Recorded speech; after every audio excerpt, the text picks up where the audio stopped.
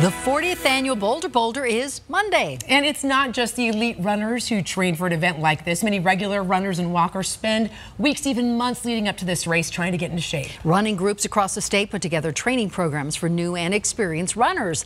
And as Jason Grenauer shows us, these groups can change lives.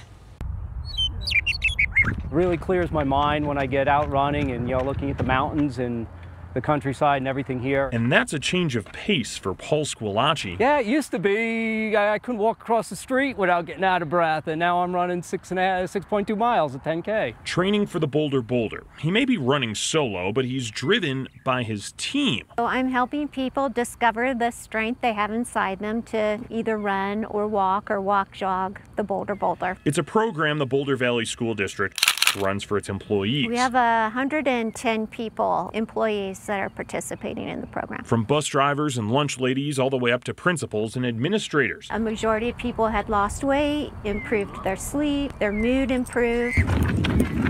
Paul works in purchasing.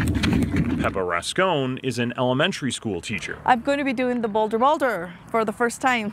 She ran a half marathon a decade ago, but then things changed. Then I was diagnosed with breast cancer 9 years ago. She beat it, had 2 kids, and started training for last year's Bolder Boulder, but the cancer came back.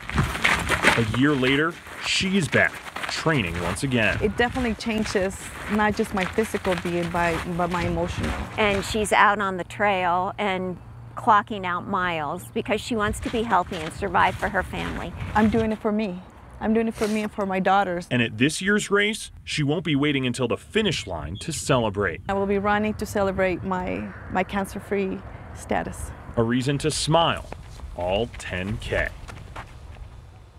Great. I love that. I'm with you, I sister. know. Celebrate it. All right, so Jason tells us that the shoes that Peppa was wearing when he shot that story will not be the shoes that she wears on race day. Here's the deal. She told Jason she didn't have good shoes to run the race. So when the Bolder Boulder heard about that, well, they talked to one of the race sponsors, Runner's Roost, and they made certain she not only got new shoes, but they worked with Peppa to make sure that they would minimize, those new shoes would minimize some of the knee problems she has. That's pretty awesome. You go, All right. Peppa. Tomorrow night at 9, we hope that you'll join us for Bolder Boulder 40 Years Bold. We'll introduce you to more of the people who have kept this race running for 4 decades.